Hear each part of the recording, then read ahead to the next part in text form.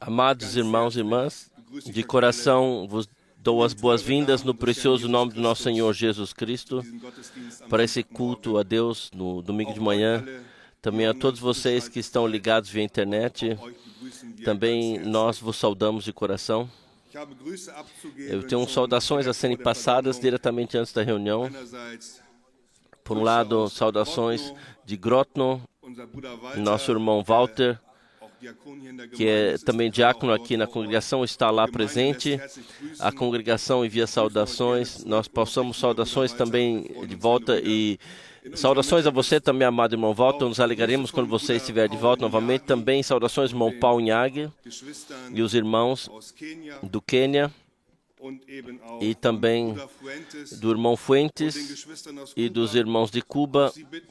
Também eles pedem que nós nos lembremos deles em oração. Sim, aconteceram catástrofes naturais lá e não é simples lá, também economicamente no país. Mas nossos irmãos são gratos pela palavra do Senhor, são gratos por poder estar conectados para ouvir a mesma palavra que nós ouvimos e se alegram disso. Também nos alegramos também que vocês todos vieram de perto e de longe para nos visitarem, sim, para ouvir a palavra de Deus, para terem comunhão com o Senhor e conosco, mas também para testemunhar que pertencemos juntos. Sim, nós nos alegramos, vieram irmãos de longe, irmãos da África. Nós temos aqui nosso irmão Hempel, aqui, de Gana. A ligação com o irmão Frank já é de muitos anos, ele nos contou. Já nos anos 70, eles chegaram a se conhecer e desde então estavam ligados intimamente. Também o Senhor usou o nosso irmão. Por acima de 16 países ele viajou, agora está na congregação local de Gana, atuando. Temos nosso irmão Emanuel, que também Deus utiliza poderosamente em diversos países. Ele fez agora uma viagem à Macedônia. Nós também queremos lembrar dele em nossas orações. Também temos nosso irmão Gilbert aqui no nosso meio de Paris. Também nossos irmãos Manasse e Hervé, lá em cima de Lyon. Que o Senhor nos abençoe ricamente. Também nossos irmãos estão aqui, que tem parte para que tenhamos a transmissão. Nosso irmão Sigler, muitos tradutores estão aqui. Nós nos alegramos por cada um que põe em mãos a obra do Senhor. E queremos nos carregar uns aos outros em mãos de oração. Assim como o coral cantou, nós olhamos para a cruz, lá onde o nosso Senhor sangrou por nós, lá onde Ele deixou sua vida por nós, também lá onde está a nossa cédula de culpa. Não está mais conosco aqui, mas está lá na cruz.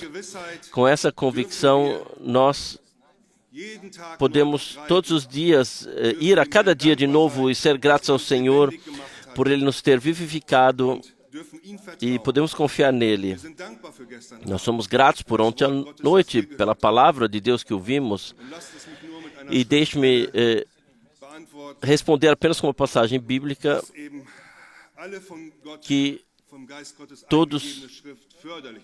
toda a palavra dada pelo Espírito de Deus é aplicável para ensinamento, para o convencimento, para a melhora, para a educação, para que o homem de Deus seja perfeito para toda boa obra, pronto para toda boa obra. E assim, o Senhor possa nos conceder também de agir de acordo com a sua palavra, o que nós ouvimos, para que a sua palavra se torne viva em nós. Eu peço agora que o irmão Russ venha cantar os hinos conosco. Antes vamos levantar e orar, e ainda então lerei uma palavra de introdução.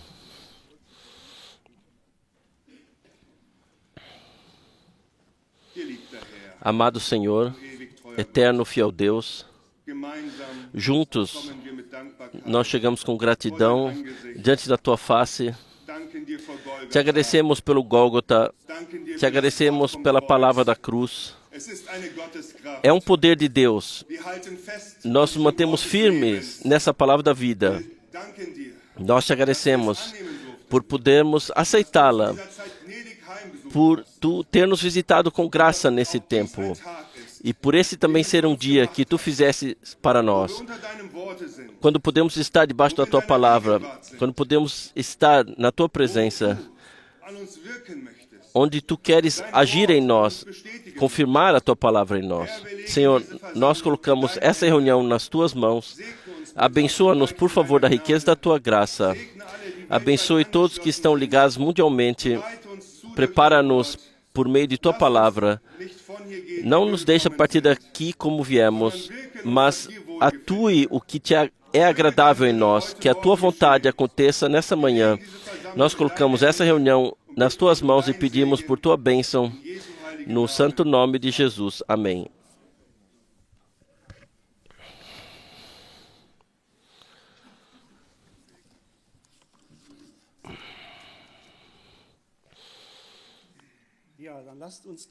Então vamos cantar esse hino da cruz. Jesus, me puxe para a cruz. O número 17 neste livrinho. O hino número 17. Jesus, me puxe, atraia para a cruz. Jesus, me atraia para a cruz, onde jorra a fonte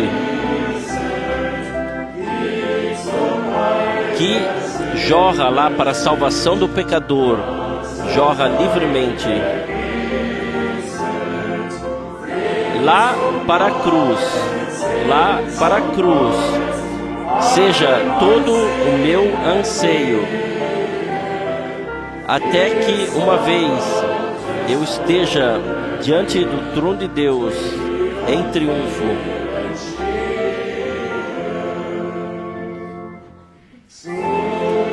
Até a cruz eu cheguei estremecido, desamparado, carregado de culpa, no madeiro manchado de sangue. Eu fui liberto do dano.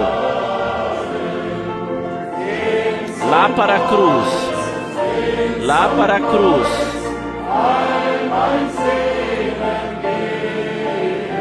vá todo o meu anseio, até que eu esteja diante do trono de Deus em triunfo. Deixa-me olhar para a cruz. Deixa o Senhor me ver. Eu somente quero confiar no sacrifício que aconteceu na cruz. Lá para a cruz, lá para a cruz, seja todo o meu anseio, até que eu esteja diante do trono de Deus em triunfo.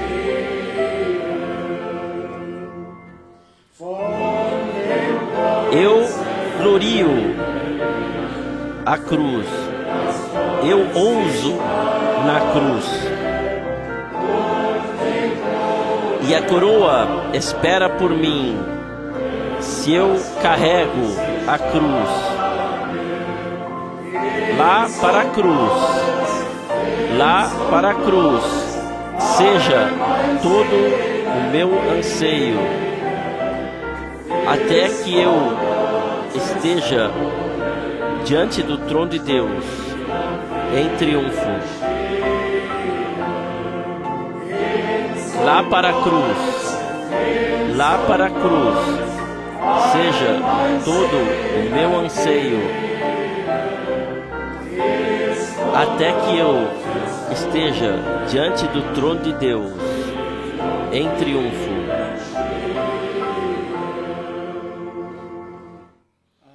Amém? Sim. Eu me perguntei quando cantamos aqui, lá para a cruz, lá para a cruz. Seja todo o meu anseio. Eu perguntei a mim mesmo, quão grande é meu anseio de ir até lá. Eu creio que todos nós fomos lá uma vez e recebemos o perdão, mas nós todos somos seres humanos. O compositor diz, eu vim estremecido até a cruz, desamparado, carregado de culpa. Desamparado, carregado de culpa. Ele não veio lá com o peito erguido, com muita coisa na cabeça, ele veio desamparado, como eu vim. Todo o meu anseio, onde está meu anseio? Está lá debaixo da cruz. Nós viemos lá debaixo da cruz. E ontem à noite, em relação à pregação que ouvimos do irmão Frank, quando ele disse, quando a Escritura foi lida, o que ele disse ontem? Ele disse diretamente, eu pensei em mim, onde eu estou, não como está o próximo, como você está, não, eu pensei em mim, mesmo se tudo está perdoado, mas o meu anseio é tão grande,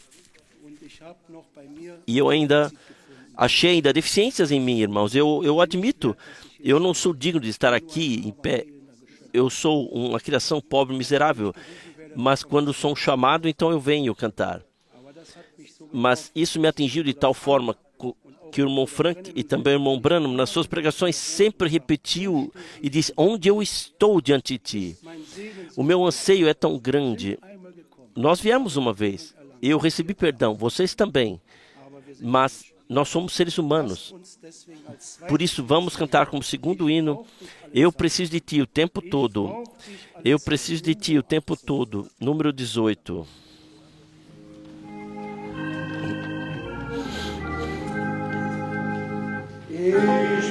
Eu preciso de ti todo o tempo. Ó Senhor, rico em graça. O teu nome é minha proteção. O teu sangue, o meu mar de alegria. Eu preciso de ti, ó, eu preciso de ti. Jesus, sim, eu preciso de ti. Eu tenho que ter a ti sempre.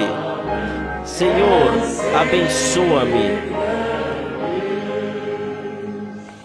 Eu preciso de ti todo o tempo. Na alegria, assim como também no sofrimento. Tu és o meu sol, o meu escudo, agora e na eternidade. Eu preciso de ti, ó, eu preciso de ti. Jesus, sim, eu preciso de ti. Eu tenho que te ter sempre. Senhor, abençoa-me. Eu preciso de ti todo o tempo. Guia-me assim como tu queres. Eu persevero na tua palavra até que tu a cumpras plenamente. Eu preciso de ti. Ó, eu preciso de ti. Jesus, sim, eu preciso de ti. Eu tenho que te ter sempre. Senhor, abençoa-me. Eu preciso de ti. Ó, eu preciso de ti. Jesus, sim, eu preciso de ti. Eu tenho que te ter sempre. Senhor, abençoa-me. Eu preciso de ti. Ó, eu preciso de ti. Jesus, sim, eu preciso de ti. Eu tenho que te ter sempre. Senhor, abençoa-me. Amém.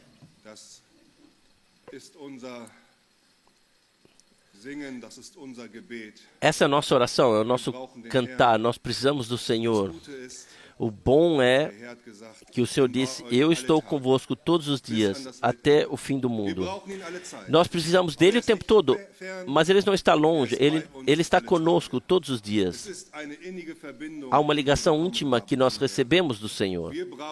Nós precisamos dele e ele está para nós aí. Louvor e gratidão seja a ele. Eu desejo para a introdução ler uma palavra de Deuteronômio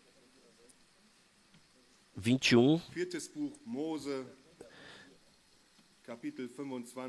versículo 25.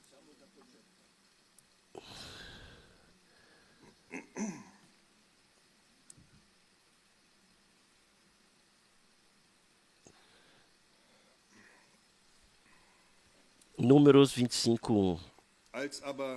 Ora, Números 25:1. Ora, Israel demorava-se em Sitim, e o povo começou a prostituir-se com as filhas de Moabe, pois elas convidaram o povo aos sacrifícios dos seus deuses, e o povo comeu e inclinou-se aos seus deuses. Porquanto Israel se juntou a Baal-Peor,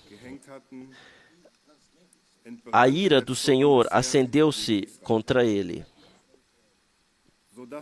Disse, pois, o Senhor a Moisés: toma todos os cabeças do povo e enforca-os ao Senhor diante do sol, para que a grande ira do Senhor se retire de Israel. Então Moisés disse aos juízes de Israel: mate cada um os seus homens que se juntaram a Baal-Peor. E eis que veio um homem dos filhos de Israel e trouxe a seus irmãos uma midianita à vista de Moisés e à vista de toda a congregação dos filhos de Israel, enquanto estavam chorando à porta da tenda da revelação. Vendo isso, Finéias, filho de Eleazar, filho do sacerdote Arão, levantou-se do meio da congregação e tomou na mão uma lança e foi após o israelita, e entrando na sua tenda, os atravessou a ambos, ao israelita e à mulher, pelo ventre. Então a praga cessou de sobre os filhos de Israel. Ora, os que morreram daquela praga foram 24.000. Então disse o Senhor a Moisés: Finéias, filho de Eleazar, filho do sacerdote Arão, desviou a minha ira de sobre os filhos de Israel, pois foi zeloso com o meu zelo no meio deles, de modo que no meu zelo não consumi os filhos de Israel totalmente. Porquanto dize: eis que lhe dou o meu pacto de paz, e será para ele e para sua descendência depois dele aliança de um sacerdócio perpétuo, porquanto foi zeloso pelo seu Deus e fez expiação pelos filhos de Israel. Até aqui essa palavra. O que aconteceu? Israel, ele se misturou. Israel fez idolatria. O Senhor havia sempre dito ao seu povo: se fizerdes isso, então virão juízos de punição contra vocês. E assim aconteceu também. Mas os israelitas sabiam o que era para ser feito. Tira o mal do vosso meio. O Senhor também disse repetidas vezes. Moisés, então, mencionou aqui novamente: mate cada um dos seus que se ligaram a Baal-Peor. Então nós vemos que aconteceu diante dos olhos deles, como um israelita caminhou com uma midianita, e todos estavam debaixo desse ensinamento, todos haviam ouvido os mandamentos do Senhor, mas havia somente um que foi a ação. Então, o zelo do Senhor o pegou. Ele trouxe a palavra em ação. Ele foi obediente à palavra. E o resultado foi que o juízo de punição foi tirado da congregação. E o Senhor o abençoou. Sim, que o Senhor também possa nos dar tal zelo a nós, para que Ele possa chegar ao seu direito conosco. Nós sabemos, quando Ele caminhou aqui na terra, Ele purificou o templo, e quando os discípulos viram isso, assim está em João capítulo 2, versículo 17, eles pensaram no Salmo 68, o zelo por tua casa me consome. E o Senhor lá não ensinou, Ele arrumou lá no templo. Ele pôs mão fortemente na causa. Então vemos Paulo, ontem nós ouvimos isso na proclamação, 2 Coríntios 11, eu zelo por vós com zelo divino, para vos apresentar como uma virgem pura ao Senhor. E podemos testemunhar no nosso tempo também os servos de Deus, irmão Branham, irmão Frank, eles zelaram pela congregação com zelo divino, para que nós possamos ser trazidos como virgem pura ao Senhor. Mas nós também somos aqui exortados por Paulo, Romanos 12, 11, que devemos ser zelosos e fervorosos em espírito, prontos para servir ao Senhor. E então nós ouvimos aqui Pedro, como ele diz, 2 Pedro, capítulo 1, que todos aqueles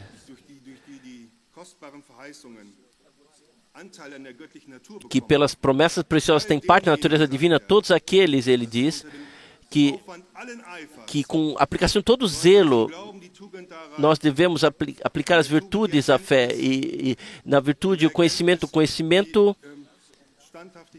a firmeza e o autodomínio, e a piedade, o amor fraternal, o amor geral, porque onde esses estão presentes e aumentam cada vez mais, então nos deixam, em relação ao conhecimento do nosso Senhor, que não fiquemos sem frutos e sem ações. Disso é que se trata, que sejamos preparados, que possamos viver a palavra de Deus, que o Senhor possa nos vivificar, também hoje vivificar, por seu Espírito. Irmãos e irmãs, o tempo é muito já avançado. Nós nos levantamos, como Andreas enfatizou ontem ainda, como vimos na transmissão, que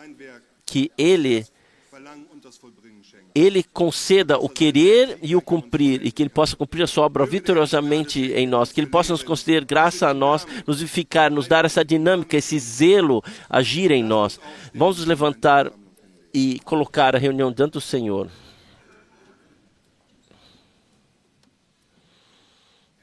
Senhor, Deus Todo-Poderoso, nós chegamos a Ti.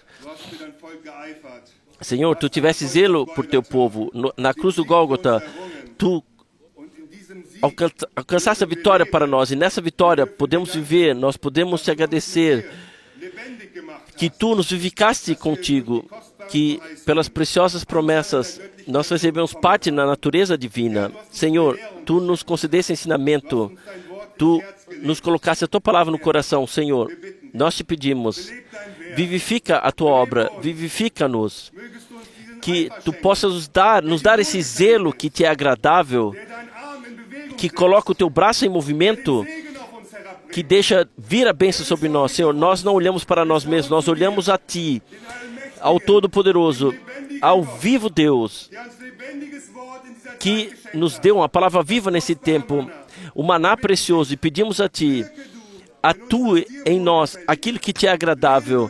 Fale por meio de Tua palavra a nós, vivifica-nos, Senhor. Nós Te agradecemos por isso e Te damos a honra e pedimos agora por Tua bênção pela transmissão. Amém.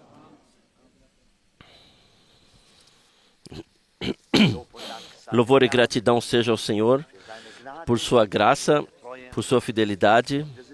Estamos tão felizes por já podermos conhecê-lo aqui na terra, por podermos pertencer a Ele, por sabermos que Ele pagou o preço por nós e que não seremos estranhos lá.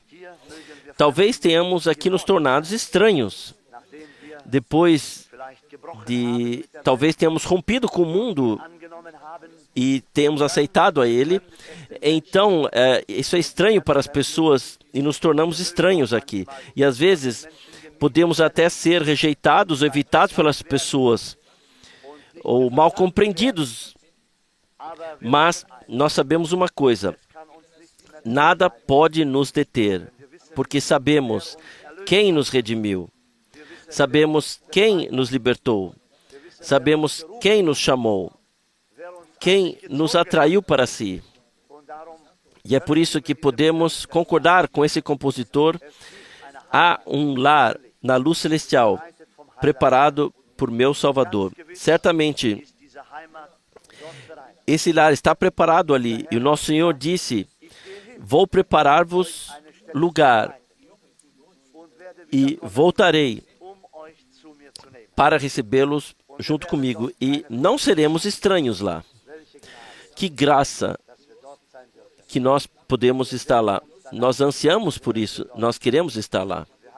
E nós lemos, foi, creio, na última quarta-feira ou no sábado, da pregação do irmão Branham, como ele foi levado lá para cima e como ele viu todos aqueles que tinham esperança no Deus vivo e como lhe foi permitido ver todos eles. E ele diz, havia milhões de pessoas lá.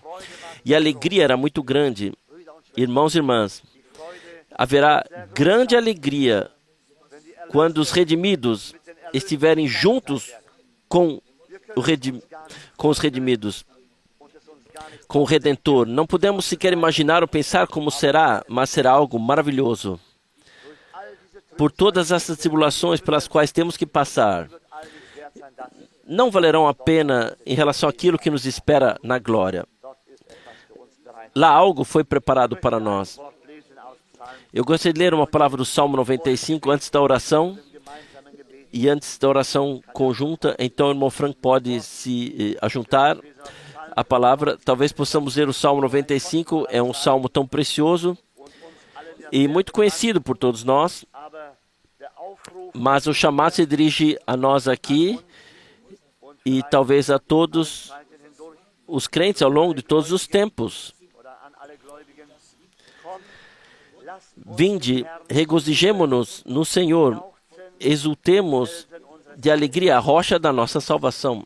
Eu creio que não apenas quando estivermos lá, mas já que nós queremos nos regozijar no Senhor, nos alegrar na rocha da nossa salvação, porque sabemos que Ele fez grandes coisas por nós.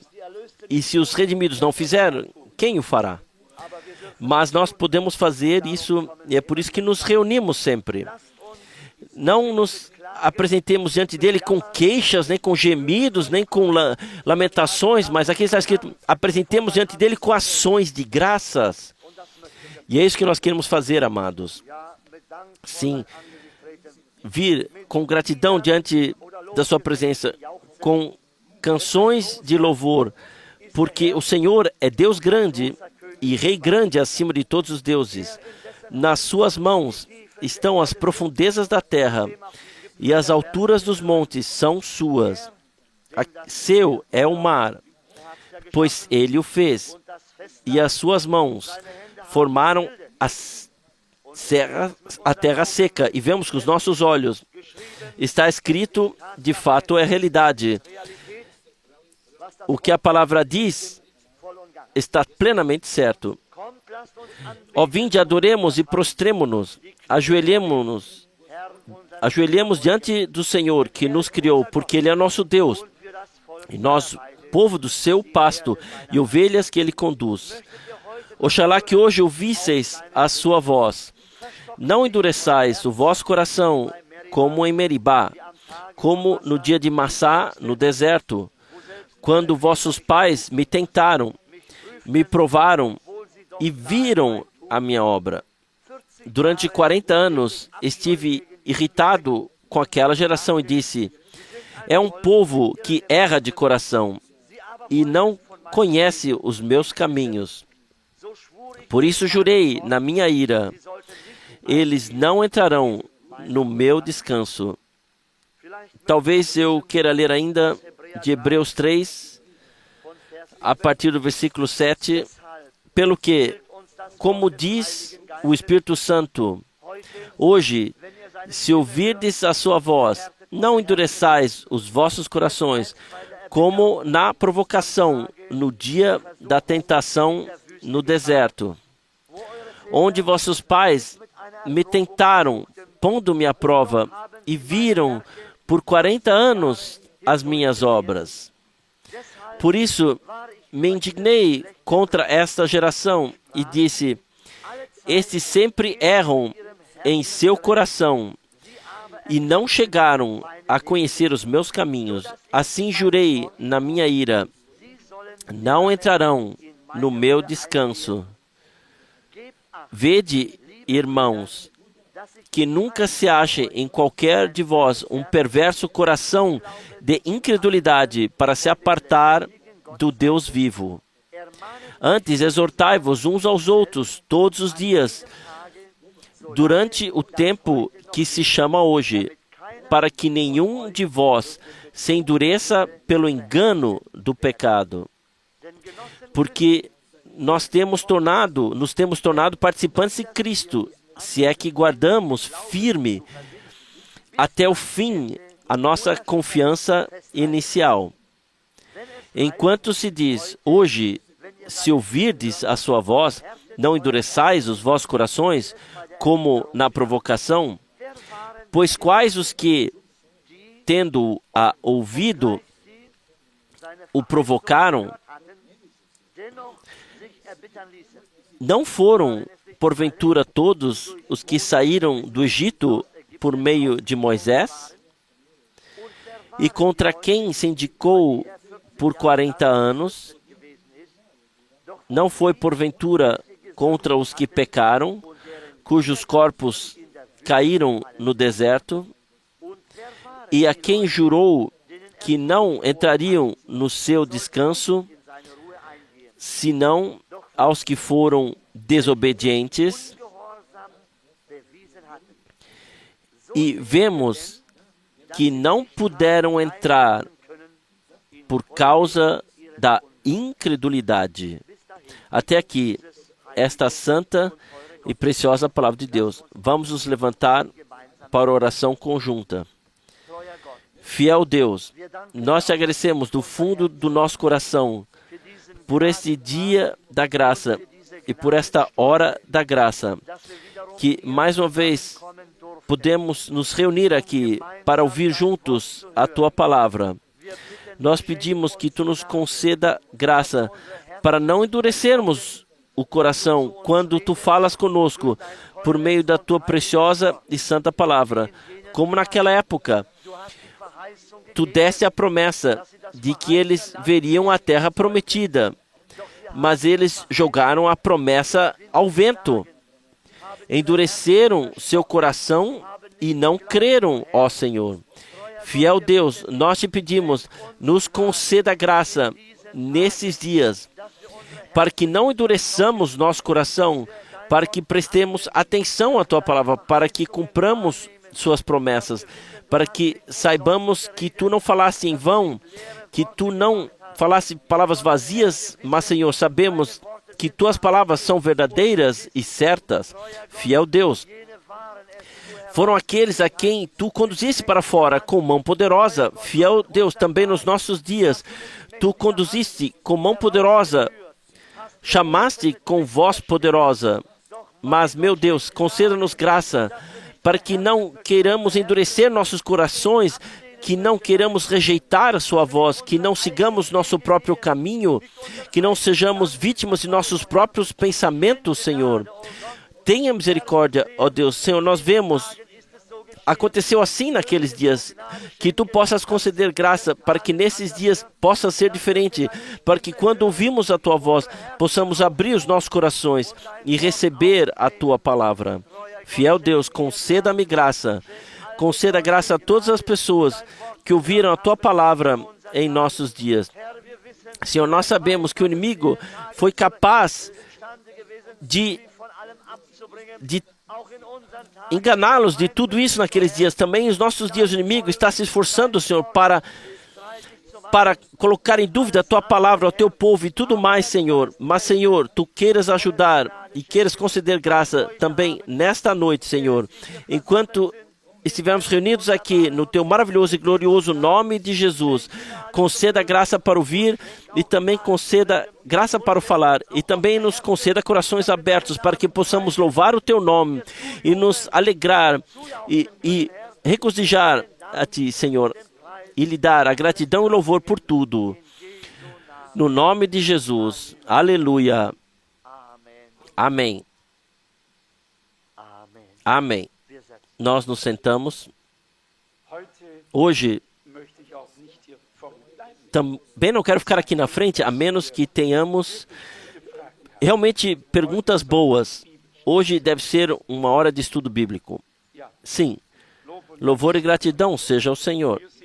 Nós somos tão gratos por podermos estar aqui e temos, desde algum tempo, os nossos irmãos da Polônia, que talvez eles tenham uma pergunta.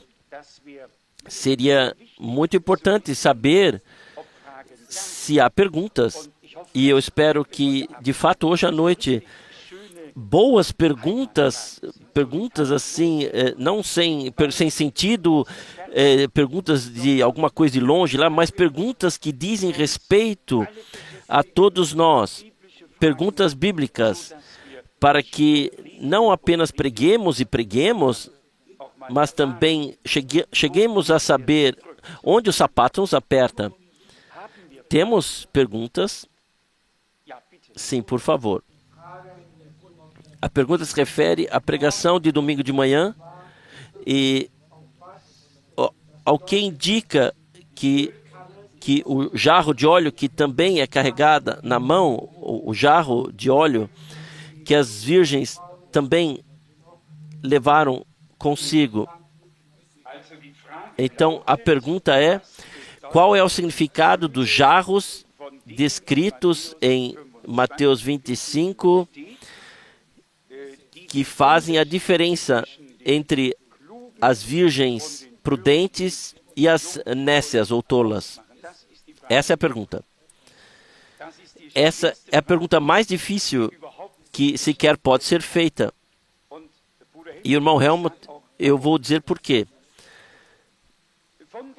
Da Bíblia, sabemos exatamente e 100% que o óleo é sempre uma referência, uma indicação ao Espírito Santo.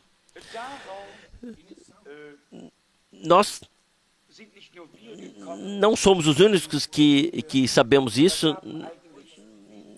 De fato, todos sabiam isso, que foram iluminados pelo Espírito Santo.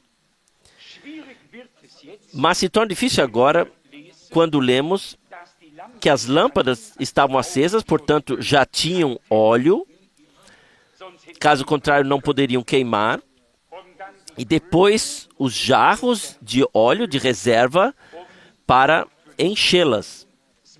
Portanto, deve ter sido a mesma abundância de Espírito que se tinha como estoque para poder recorrer.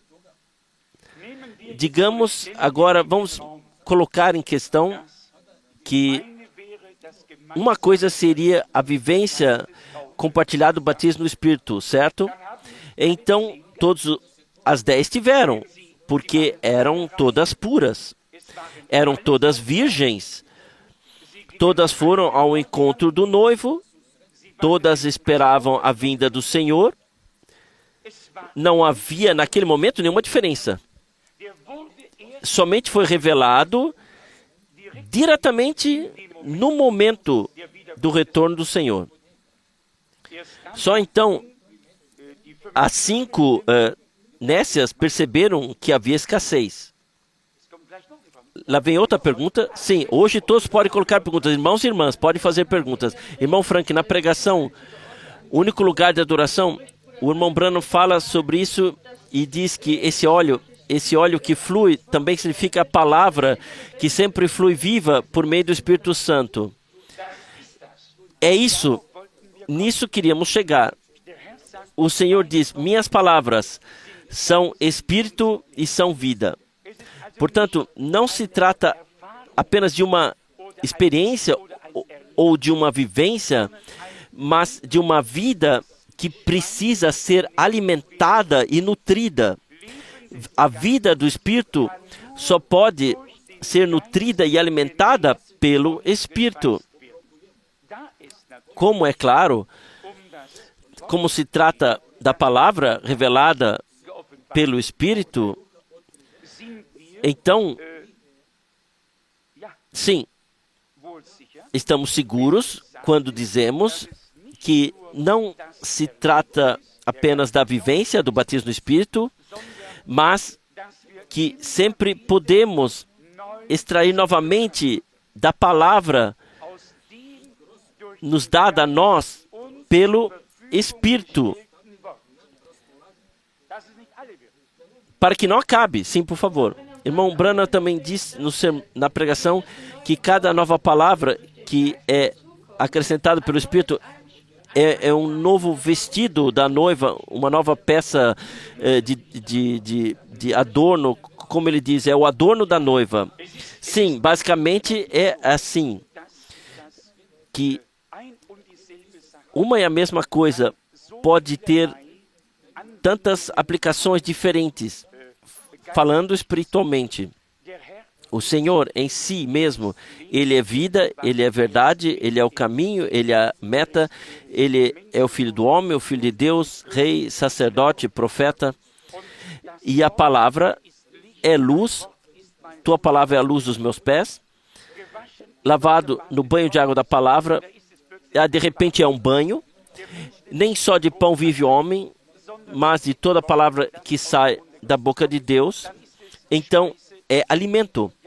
Então, há uma multidão de coisas. Não falta nada, mas Deus realmente nos deu tudo o que precisamos. E Ele nos deu isso por meio de sua palavra. Mas a palavra tem que nos ser revelada a nós por meio do Espírito. Somente então a torneira está aberta, se não está fechada. Vocês sabem o que eu quero dizer? De alguma forma, a corrente precisa ser capaz de fluir. E no momento em que, e esse foi certamente um bom pensamento que o irmão Branham expressou ali, naturalmente não estou assim tão familiarizado com todas essas coisas, as centenas de pregações que já ouvimos, mas nesse momento, isso nós todos vivenciamos, quando uma palavra nos é revelada fresca pelo Espírito Santo. Quando isso acontece, então isso transborda. Então houve inspiração, então houve unção, então houve alegria, depois houve reavivamento, então a lâmpada se acendeu novamente, não tínhamos luz, tínhamos iluminação, e assim a coisa seguiu adiante. Portanto, como foi dito, é muito, muito difícil. A maioria se firmou nisso e disse, isso significa o batismo do Espírito. E nós concordamos com isso 100%. Mas não somente isso. Milhões de pessoas foram batizadas no Espírito nesses dias. E, sim, muitas delas beijaram o anel do Papa. Portanto, isso basicamente não diz nada. O Espírito e a palavra têm que ser combinados. Sempre, como um par, sempre, sempre. A palavra e o Espírito pertencem juntos. Espírito sem palavra paira sobre as profundezas e nada acontece. Palavra sem o Espírito é uma letra morta, com a qual talvez ainda possamos golpear, e mais do que isso não acontece. Mas quando o Espírito e a palavra se unem, então algo tem que acontecer. E então acontece. E eu creio que esse é todo o segredo. Que pessoas sejam iluminadas pelo Espírito, renovadas pelo Espírito, nascidas de novo pelo Espírito, cheias do Espírito ou preenchidas, mas não apenas isso. Me faz lembrar de uma senhora do Pleno Evangelho que deve ter visto a mãe do irmão Branham no sonho. Ela estava com os sapatos salto alto, queria andar por esse caminho estreito, empinada, e ela chamou: irmã, você não pode ir assim por esse caminho. Vocês se lembram dessa pregação? E ela diz: eu vou provar a você que eu posso caminhar por aqui. Sim, e ela entrou nele e tombou e caiu nas profundezas. Não adianta nada. E isso também me parece importante quando o irmão Branham disse, especialmente na costa oeste dos Estados Unidos, e lá que tudo acontece religiosamente e tudo mais que pode existir na Terra, na costa oeste dos Estados Unidos. E ele disse: toda vez quando eu volto, apesar de eu pregar tanto duramente, a condição se torna pior do que era antes. Sim. E ainda assim, há lá milhões de pessoas batizadas no Espírito, mas que não viram nada sequer do que o Espírito tinha a lhes dizer. Pensaram consigo mesmos: esse homem estaria melhor lá no meio do mato. Sim. E não compreenderam de que Deus lhes falava com simplicidade pela boca de homem. Como Deus falou nos dias de Noé, do céu, por meio de um anjo, havia um homem simples. De repente, o homem simples se tornou um profeta, porque a palavra do Senhor havia chegado, havia passado nele. Quem ouvia, ouvia Deus. Quem cria, cria Deus. Quem obedecia, obedecia a Deus. E quem era Moisés? Moisés, se pegarmos corretamente, primeiro foi um assassino. Ele matou lá o egípcio, colocou lá, olhou para a direita e esquerda, enterrou na areia e seguiu seu caminho. Depois, então ele foi um grande profeta. E quem ouvia, ouvia Deus. Quem cria, cria Deus. E assim, nós estamos convictos de que pessoas que foram perdoadas por Deus, realmente perdoadas, não apenas falam, cantam da graça, mas que a deixam ser manifestas em suas vidas, que reconheceram os caminhos de Deus e andam neles. O que o irmão Russ leu no Salmo 95, mas eles não reconheceram meus caminhos. E em 1 Coríntios 10, eles beberam da rocha espiritual, que era Cristo, comeram o alimento espiritual, foram batizados em Moisés no mar e na nuvem, que testifica que eles foram batizados na água e pelo Espírito, claramente, pois assim está em Neemias, e tu deste-lhes o teu bom Espírito para guiá-los. E o que aconteceu depois? Incredulidade e desobediência, e veio somente um único homem, esse foi Balaão. E ele disse: nós aqui, os moabitas, e vocês, temos um só Deus. Estamos justamente traduzindo essa pregação hoje. Então ele disse: vamos fazer uma festa conjunta. E a festa já estava lá. E o irmão Branham diz: Deus jamais os perdoou por esse pecado. É uma coisa linda ser chamado por Deus, ser guiado para fora por Deus. Uma coisa maravilhosa, mas há uma grande responsabilidade associada ao fato de termos sido iluminados em uma era profética.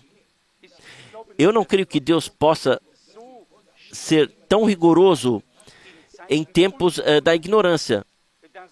Lá no livro dos Atos está escrito: Deus, ele sequer considerou os tempos da ignorância, mas no momento em que Deus revela, quando Deus faz a sua vontade conhecida, aí a coisa fica séria. E lá nós temos que crer e obedecer. Sim? Assim, podemos assim responder até esse ponto? Sim, por favor. Também eu tenho uma pergunta, diz respeito à palavra de Filipenses 1 e 2, onde se refere como a congregação deve ser administrada e que devemos ser unânimes, sem rivalidade e assim por diante. O que significa isso para a nossa situação atual onde estamos? Portanto, referindo-se a Filipenses 1, a partir do versículo 27 até... A partir do versículo 27, sim, 27. Filipenses 1, a partir do versículo 27. Somente portai-vos de um modo, ou administre a congregação de maneira digna da mensagem de salvação de Cristo, pois desejo vê-los, se eu for assim por diante, falar de vocês, e que estejam firmes em seu espírito, lutando unanimemente. Sim, de fato, essas palavras são basicamente uma nova visualização do estado original da congregação primitiva. E é nos colocar diante dos olhos. No início, havia apenas homens designados por Deus que estavam autorizados a tomar a palavra. Pedro disse: vocês sabem que Deus me designou para estar no meio de vocês? Sim. Logo em Atos 1, em Atos 15. Mas então, depois de cerca de 20 ou 30 anos, chegou uma fase em que tudo era diferente. Alguns pregaram Cristo por sua própria, ter razão própria. Eu creio que se está assim. Eu estou olhando agora, eu não sabia disso antes, mas eu sabia que estava escrito em algum lugar. Mas está escrito aqui em cima, no versículo 15, Filipenses 1:15. Verdade que alguns pregaram a Cristo por inveja e contenda, mas outros o fazem com boas intenções. Estes por amor, sabendo que fui posto para a defesa do Evangelho, da mensagem de salvação, mas aqueles por contenda ou por querer ter razão própria, anunciam a Cristo, não sinceramente, julgando suscitar aflição à minha prisão. Não, para um homem de Deus não há nada pior do que no reino de Deus algo seja feito arbitrariamente assim. Isso destrói, impede a unidade de tudo que Deus quer construir e fazer. E é impedido. Então, há uma falta de sinceridade.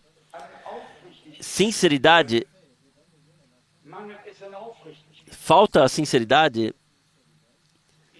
Eu também não sei de onde, o que falta. Eu diria temor de Deus falta. Eu quero dizer temor de Deus.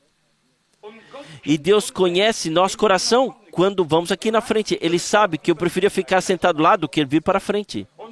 E que eu, não apenas uma vez, mas todas as vezes, a falta é de temor de Deus, em primeiro lugar. Ainda é falado de amor, quer exista ou não. Mas falta para todos nós. Não vamos aqui agora julgar os outros, mas vamos colocar tudo sobre a palavra de Deus. Mas no reino de Deus, fazer um ministério a Deus sem ter sido designado por Ele a fazê-lo, isso é assassinato. Isso traz confusão e é amaldiçoado. Isso se ouve muito duro, mas quem quer assumir a responsabilidade no reino de Deus de fazer o que Ele quiser, sim, meu Deus, onde chegaremos então? Isso não é possível. Quando a Bíblia diz, Deus colocou na congregação, então Ele colocou. E se Ele colocou, então, de alguma forma, tem que se tornar aparente, sim? Então tem que se tornar evidente. E não que eu queira agora me referir à situação aqui na vizinhança, mas a dor é insuportável. No fim, somos todos irmãos, acho que diz a pessoa. Eu desejaria que isso fosse verdade. Eu desejaria que fosse verdade. Há uma palavra que lemos aqui várias vezes e eu espero de coração que não seja agora aqui o que está acontecendo, mas está escrito aqui Isaías 66, versículo 5. Ouvi a palavra do Senhor, os que tremeis ao pensar ao pensar em sua palavra. Seus irmãos que os odeiam, aqueles que os expulsaram por causa do meu nome, disseram que o Senhor faça aparecer a sua glória para que vejamos a sua alegria, mas eles serão desapontados. Há um padrão no reino de Deus, na congregação, e cada um primeiro tem que aplicar em si mesmo, nós temos que aplicar em nós mesmos. Isso em primeiro lugar. O mandamento do amor deve ser respeitado em todos os casos. E eu creio que nós colocamos isso à prova. Entretanto, o amor não é um amor flexível, moldável, que possa ser aplicado a todas as situações, mas o amor é o amor à verdade, o amor a Deus. E então, tudo tem que se curvar diante de Deus, nesse amor de Deus, e reconhecer a sua ordem divina. Eu lembro, provavelmente foi em 1958, quando eu estava em Jeffersonville, e fui convidado para uma congregação. Lá estava uma mulher pregando. E ela havia escrito um livro enorme sobre dons espirituais, também foi dado a mim, o livro. E ela escreveu sobre o Irmão Branham, sabe, sei lá, na introdução, escreveu muito bem dele na introdução. Naturalmente, ela mesma o escreveu. Eu pensei assim, como é possível que pessoas tenham se sentado sob um tal ministério, depois comecem sua própria coisa, e nesse caso, ainda como mestra, e depois escrever um grande livro, especialmente sobre guiação do Espírito e assim por diante, sem se submeter à orientação do Espírito, a si mesma, portanto, e à palavra. Isso nos leva de volta à primeira pergunta. Quem afirmará ser guiado pelo Espírito de Deus se não tiver se submetido à palavra que veio do Espírito? Que direção deve ser? Que Espírito deve ser? Que orientação deve ser? Aonde então deve guiar essa orientação? Em algum lugar, eu penso que todos nós temos que compreender isso, em algum lugar tem que estar certa a direção. Eu queria ter ficado sentado aqui essa noite. Deixe-me dizer bem claro aqui. Pessoas que não se encaixam em uma congregação bíblica não pertencem a ela. Existe uma ordem bíblica para a congregação. Então não pode dizer um aqui, sim, eu não gosto disso, então eu vou embora. O outro diz, eu não gosto disso, então eu vou embora. O terceiro diz, eu quero fazer outra coisa. Então, esqueçam isso. Isso não existe, isso de forma nenhuma. Não pode ser. A congregação bíblica tem uma cabeça. E a cabeça é Cristo. E os membros estão ligados entre si uns com os outros, como diz a palavra de Deus, e são sustentados pela cabeça e firmemente unidos para que possam realizar o seu serviço em amor. Essa é a congregação bíblica. E tudo mais não pode ser. Caso contrário, teremos que virar a palavra de Deus de cabeça para baixo. Sim, eu tenho uma pergunta que vai além. Em uma congregação bíblica, é claro que também deve haver o aplicar de dons. Isso está certo.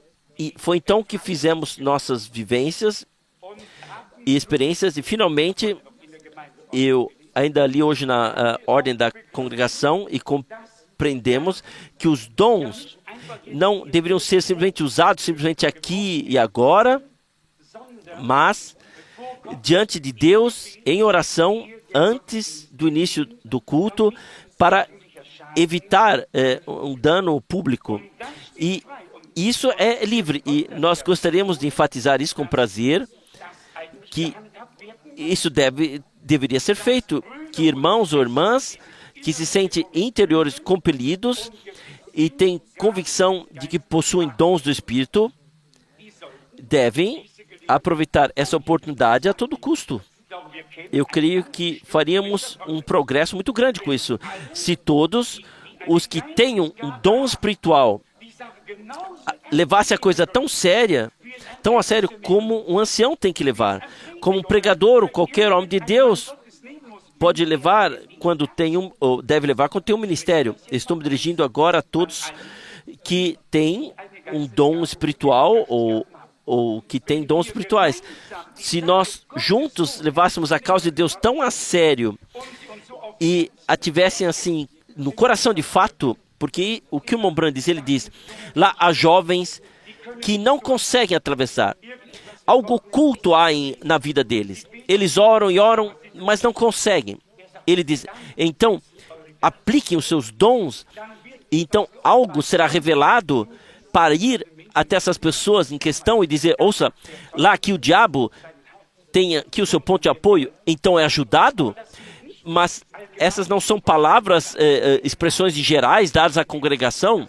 Isso, nós ouvimos isso já há 30 anos, uma coisa muito definida, tem que chegar a uma coisa muito determinada. Minha pergunta se refere simplesmente como chegaremos lá? Isso é tudo que nós queremos? Sim. Nós estaremos lá em breve. Em breve nós chegaremos a isso. Não há dúvida disso. Eu digo assim, nós tivemos que cair diante do nosso nariz, ou cair de nariz. Passamos por duras lições. Tivemos que beber o cálice amargo, para nos tornarmos sábios por meio do dano, para aprender lições que não vêm da teoria de um livro, mas que nos marcaram para sempre em termos de impacto prático. E nesse momento podemos dizer com certeza da fé, convicção da fé, que Deus estará com a sua congregação lá no final, como estava no início. E se vocês se lembram disso, uma vez expliquei isso claramente. Logo no início, realmente logo no início, eu quero dizer, bem no início direto, ninguém ousou fazer nada. De fazer alguma coisa, trazer alguma coisa, pregar, curar, fazer alguma coisa. Havia tal grande temor de Deus entre as pessoas. Depois de um tempo, as coisas mudaram um pouco. Mas agora estamos voltando para essa mesma direção. É um certo processo de desenvolvimento no qual nos encontramos até chegarmos ao ponto em que a completa congregação esteja realmente equipada com poder do alto no temor de Deus, sob orientação do Espírito Santo, a fim de poder completar o ministério de Jesus. Essa é uma obrigação divina. Também ouvimos sobre a pedra final, não pode vir até que a congregação tenha sido preparada, ajustada para que possa vir. Mas nós estamos a caminho. Nós estamos no caminho. A vantagem que nós temos é que não estamos enganando a nós mesmos e aos outros, que não criamos uma atmosfera aqui, mas que esperamos que Deus o faça. Eu quero levar uma coisa real de Deus comigo para casa, ou nada. Levar para casa, ou nada. Prefiro voltar para casa sem tudo, ser repreendido na frente, foi uma reunião seca, do que enganar a você ou a mim mesmo. Eu tenho outra pergunta. Não seria o caso, então, eu tenho a impressão, pessoal, agora adaptada à minha situação, de que temos medo de nos abrir ao Senhor. Sim, portanto, não temor de Deus, mas medo real. Eu sei. Será assim para uma pessoa e para outro pode ser outra coisa. Haverá medo, então o medo se juntará à incredulidade, então vem desobediência e muito mais. Alguns, talvez, sim, tenham medo de cometer um erro, mas, no geral, eu penso que Deus operará na hora, sem que tenhamos que agora fazer um conceito agora. Ele agirá como Ele faz tudo no tempo certo. Sejam sinceros, como Deus realmente nos conduziu de clareza ao longo desses anos, em que temos sido capazes de trazer biblicamente, explicar biblicamente, sim, ou quase teria dito como Montbrand não o fez, mas vocês sabem o que eu quero dizer. Afinal de contas, nenhum profeta pode falar sobre si mesmo ou de si mesmo. Isso tem que ser de alguma coisa, ser iluminado posteriormente. Jesus, nosso Senhor, então iluminou o ministério de João Batista. Em seguida, iluminou biblicamente e disse: quem vocês queriam ver lá? Um homem com vestes... não, um profeta. Então ele disse: esse era um homem tal e tal, Isaías 43, assim por diante. Assim Deus concedeu graça para nós, passo a passo. Agora, depois de 7 anos gordos, logo teremos 6 anos magros, e em algum momento, então, nesse ciclo divino, algo tem que acontecer, alguma coisa tem que vir na outra maneira. Mas deixe-me dizer isso aqui também. Não será mais um compromisso. Não será um compromisso. Sim, assim que a coisa está diante de nós. Deus traçará uma linha tão clara, sua linguagem será tão clara que cada um entenderá. E quem está pronto para se inclinar debaixo disso, então Deus terá misericórdia dele. Sim. Alguém mais tem uma pergunta? Sim. O senhor poderia, você poderia nos explicar por que uma pessoa precisa nascer de novo e por que precisa do Espírito Santo? Por que uma pessoa precisa nascer de novo e por que ela precisa do Espírito Santo? Sim.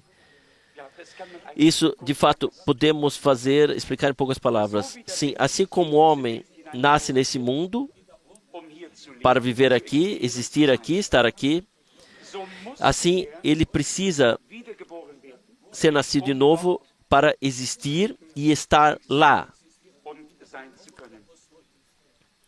Assim como é necessária terrenamente uma união, uma semente é necessária, da qual emerge a vida, é necessária uma fertilização, assim também é necessário que pessoas recebam a semente da palavra de Deus em seus corações, que o façam na fé, o seu coração é tomado, as coisas são postas em movimento pelo Espírito de Deus, e então o Espírito de Deus dá vida à palavra de Deus nessa pessoa em questão.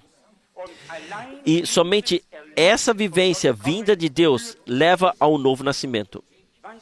Eu não sei a quem tenho contado isso nesses dias, que estamos discipulando ou ensinando pessoas para o reino de Deus.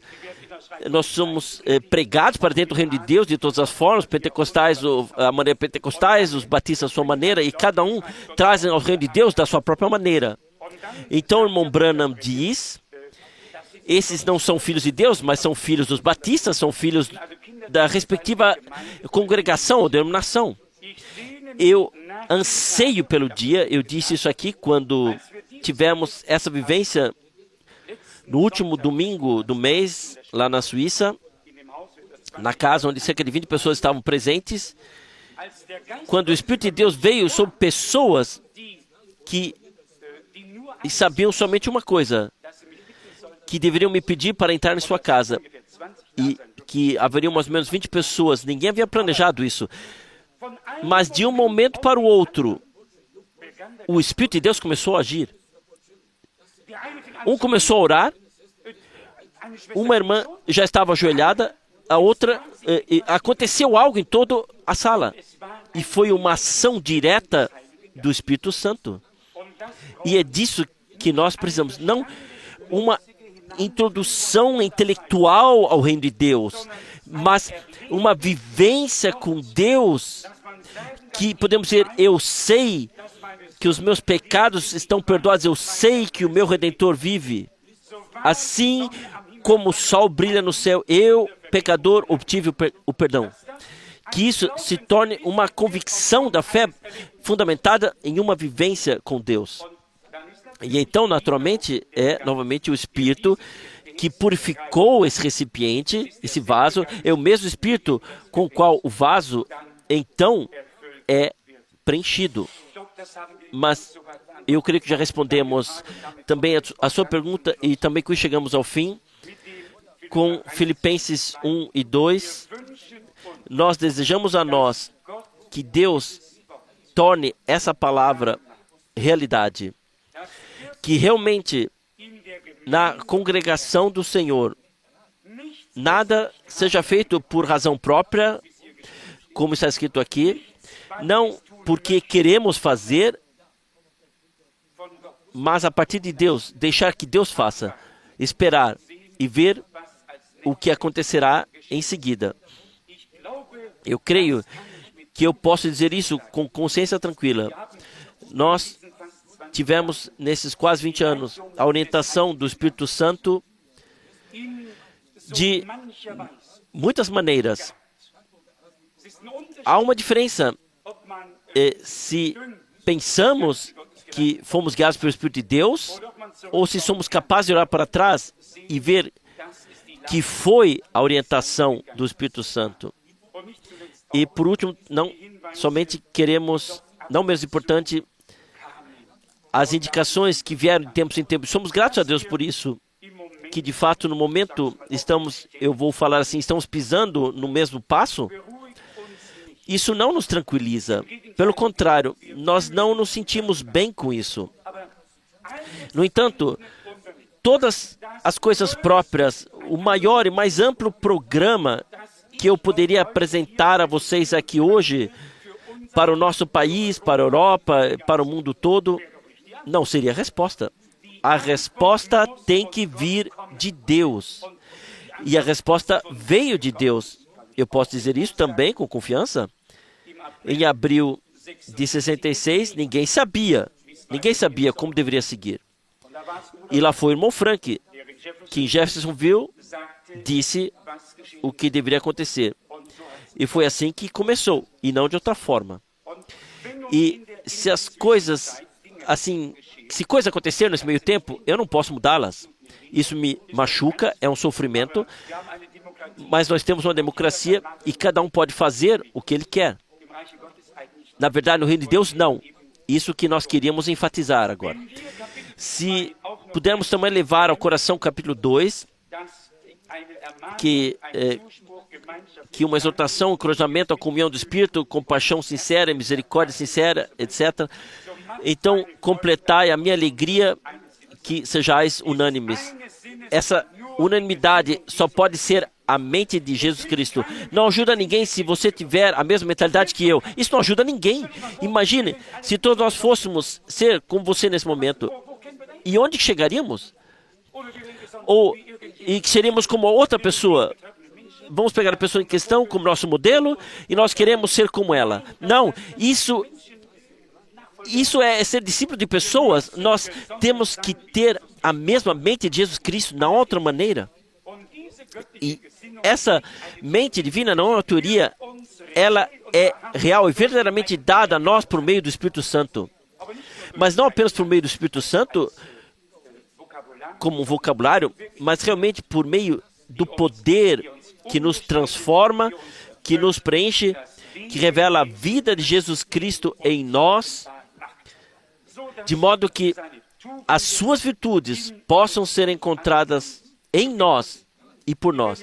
Nós não somos avaliados por aquilo que temos a trazer em palavras. Nossa vida tem que, de alguma forma, deixar se tornar revelado. E essa é a prova em si, é a melhor prova.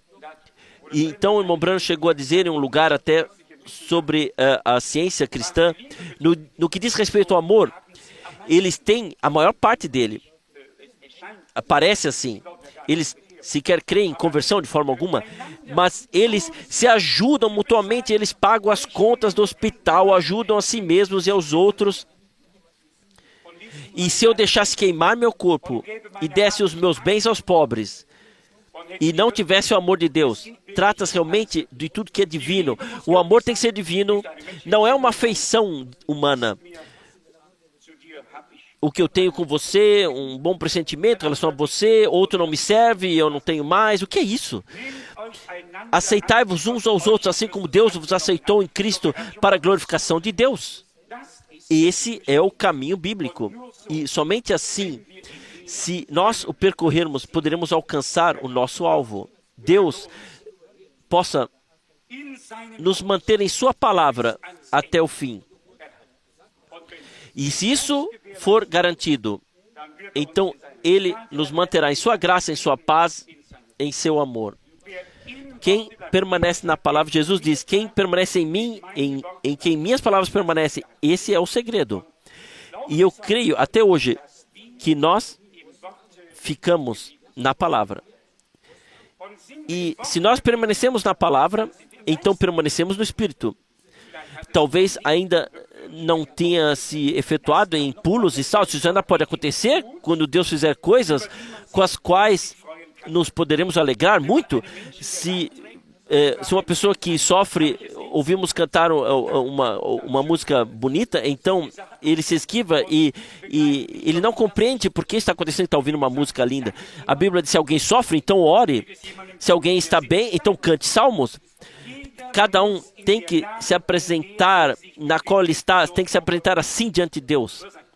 Assim, mas como o irmão Russo nos disse no Salmo 95, quando nos apresentamos diante do Senhor, devemos fazê-lo com ações de graças, não importa o que nos aconteça. É assim que as coisas são, essa é a palavra de Deus. Apresentem-se diante dele com ações de graças. Ele já compreendeu isso diretamente, não com resmungação, não com reclamações e não com hesitações. Ninguém pode se apresentar diante de Deus com todas essas coisas, a não ser com ações de graça, porque ao fazer isso, damos a Deus a fé de que Ele pode transformar as coisas que nós reclamamos, resmungamos e lamentamos, que confiamos que Ele pode mudá-las para o bem. É por isso que nós apresentamos a Ele com ações de graça. Isso me tocou diretamente. Eu sou grato a Deus por tais palavras. O que nos resta fazer, senão agora agradecer ao Senhor de coração por sua graça e fidelidade. Vamos nos levantar. Pai Celestial, nós te agradecemos mais uma vez por teu poderoso falar, por meio de tua preciosa e santa palavra. Nós estamos movidos, te damos a honra, o louvor e a adoração.